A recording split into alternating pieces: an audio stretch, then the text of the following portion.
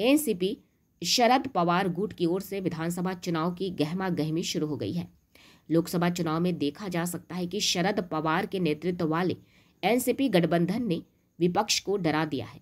ऐसे में एनसीपी के शरद पवार गुट के नागपुर महानगर पालिका के पूर्व मेयर शेखर सावरबांधे ने मीडिया से बात करते हुए बड़ा बयान दिया है।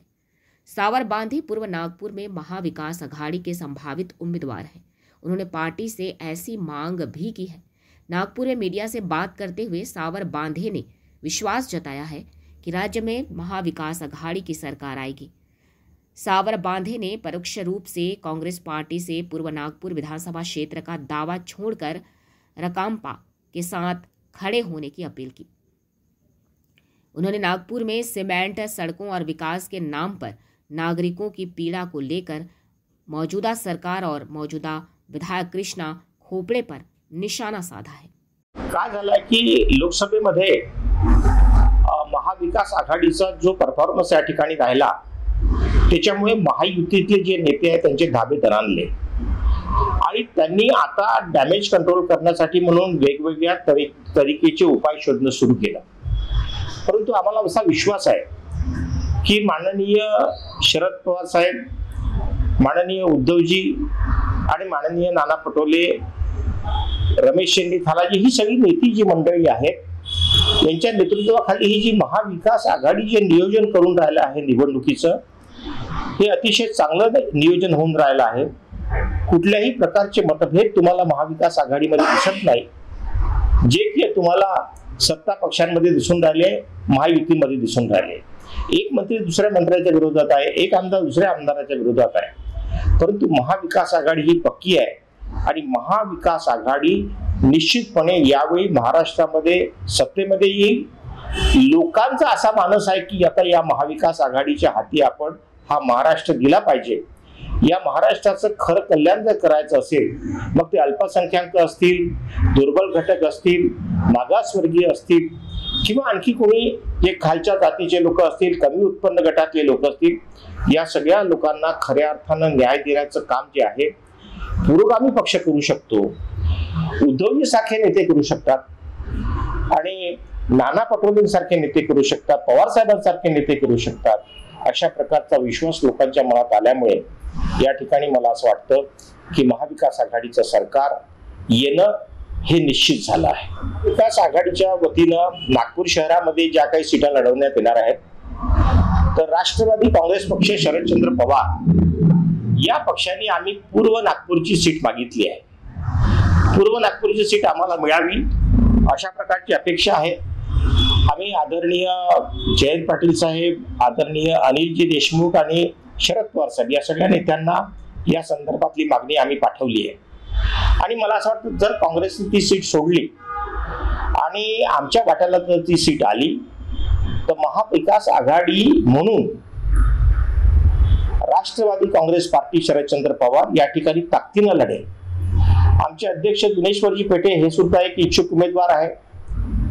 मी अनेक वर्षापासून राजकारणामध्ये आहे, याआधी पूर्व नागपुरात निवडणूक लढलो, मी सुद्धा त्या ठिकाणी इच्छुक उमेदवार आहे आणि त्याच्यामुळे साधारणतः सामाजिक समतोल सांभाळून या नागपूर शहरामध्ये तिकिटांचं वाटप व्हावं असं सगळ्या नेत्यांना वाटतं। सगळ्या लोकांना प्रतिनिधित्व मिळावं, ओबीसी मधल्या सगळ्या जातींना प्रतिनिधित्व मिळावं, हलबांना प्रतिनिधित्व मिळावं, मुस्लिमांना प्रतिनिधित्व मिळावं अशा प्रकारची भावना साधारणतः महाविकास आघाडीच्या नेत्यांची आहे आणि मला वाटतं त्या पार्श्वभूमीवर तसा जर विचार आपण केला तर पूर्व नागपुरामध्ये राष्ट्रवादी काँग्रेस पार्टीला अतिशय चांगले दिवस आहेत। या ठिकाणी काँग्रेस आणि शिवसेना उद्धव बाळासाहेब ठाकरे हे सगळे पक्ष या ठिकाणी मदत करतील आणि गेल्या 15 वर्षापासून भारतीय जनता पार्टीच्या ताब्यात असलेला हा मतदारसंघ आम्ही सोडवून आणून महाविकास आघाडीच्या सुपूर्द करू असा विश्वास आम्हाला आहे की विकास ही निरंतर प्रक्रिया आहे, ही नॉन स्टॉप मुवमेंट आहे। एखादा माणूस जेव्हा निवडून येतो तेव्हा तो त्याच्या काळात जास्तीत जास्त काम करण्याचा प्रयत्न करतो। कृष्णा खोपडे माझे चांगले मित्र आहेत, ते काम करण्याची त्यांच्यामध्ये जिद्द आहे आणि त्यांच्या सोबतीला कसं झालं, स्टेट गव्हर्नमेंट होती, त्यांच्या सोबतीला सेंट्रल गव्हर्नमेंट होती, त्यांच्या सोबतीला महानगरपालिका होती आणि तिन्ही पक्षांचं, तिन्ही संस्थांचं बळ असल्यामुळे ते या ठिकाणी काम करू शकले. परंतु हे काम करत असताना त्या विकास कामाचा लोकांवर किती विपरीत परिणाम होऊन राहिला आहे. स्मार्ट सिटीच्या संदर्भामध्ये आपण जी भूमिका घेतली, किती लोकांचे घरं चालले, त्याच्यामध्ये किती लोकांच्या जागा चालल्या, हा दृष्टिकोन त्यांनी लक्षात घेतला नाही. पाण्यात आता यावेळेस जो आता पाऊस आला, 4 दिवसापूर्वी पाऊस आला, सिमेंटचे रस्ते झाले, सिमेंटचे रस्ते केले पण त्याच्या बाजूच्या ड्रेन्स केल्याच नाही. कारण ड्रेन्स ह्या कशा अंडरग्राऊंड असतात, त्या लोकांना दिसत नाही आणि त्याच्यामुळे त्याच्यापेक्षा एका रस्त्यापेक्षा 2 रस्ते करा, पण एक रस्ता त्याच्या ट्रेन करण्यापेक्षा 2 रस्ते करा, याच्यावर जास्त भर राहिला. म्हणजे ही जी कामं झाली ही सुनियोजित कामं नव्हती. या कामामध्ये अनियमितता आहे आणि विदाऊट प्लॅनिंग ही कामं केली आहेत. पैसा आला म्हणून वाटेल ते करावं असं जर असेल तर लोकांना दुःख देणारी ही बाब आहे. अनेक लोकांचं, हजारो आणि काही लोकांचं लाखो रुपयाचं नुकसान या पावसाळ्यामध्ये झालं आहे. ही बाब आपण ध्यानात घेतली पाहिजे. विकासाच्या नावावर आपण लोकांना छळण्याचं काम जे केलं, काल परवा आता खासदारांनी या ठिकाणी महानगरपालिकेमध्ये आपला मोठा जनसंवाद हे घेतली होती, मीटिंग घेतली होती त्या ठिकाणी. परंतु त्या ठिकाणी जेवढे लोक आले होते तेवढा आक्रोश होता त्या लोकांचा. विकास कामं करत असताना लोकांना जो त्रास झाला, लोकांचं जे आर्थिक नुकसान झालं, ज्या लोकांच्या घरामध्ये पाणी घुसलं आणि खूप त्यांनी मोठ्या मेहनतीने घेतलेल्या वस्तू जेव्हा खराब होतात तर ते त्या जनता दरबारामध्ये लोकांनी अतिशय त्या भूमिका मांडल्या. त्या पार्श्वभूमीवर जर आपण पाहिलं तर हा होणारा विकास लोकांच्या खूप चांगल्यासाठी नाही आहे, तर केवळ लोकांना दाखवण्यासाठी आहे. ही भपकेबाजी आहे.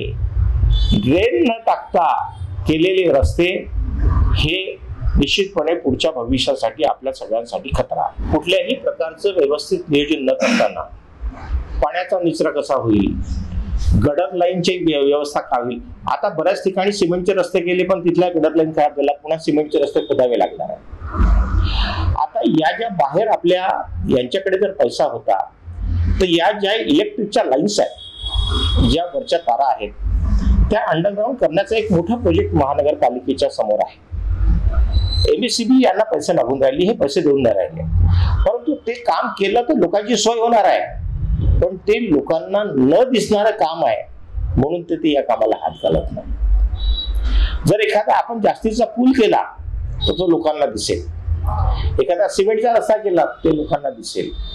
तर अशा पद्धतीचे कामं, जे दिखाऊ प्रवृत्तीचे कामं केल्यामुळे लोकांमध्ये जी नाराजी उत्पन्न झाली आहे, त्या नाराजीचा फटका 15 वर्षे आमदार असलेल्या माणसाला निश्चितपणे होणार आहे. मोठ्या प्रमाणावर अँटी इन्कम्पन्सी आहे.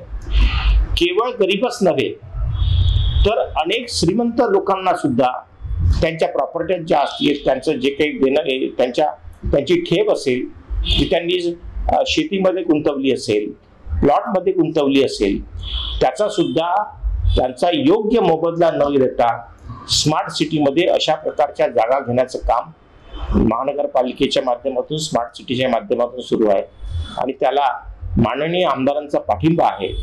हे या पूर्व नागपूरच्या लोकांचं दुर्दैव आहे. विदर्भ ब्रेकिंग न्यूज टीवी से प्रदीप बनर्जी की रिपोर्ट.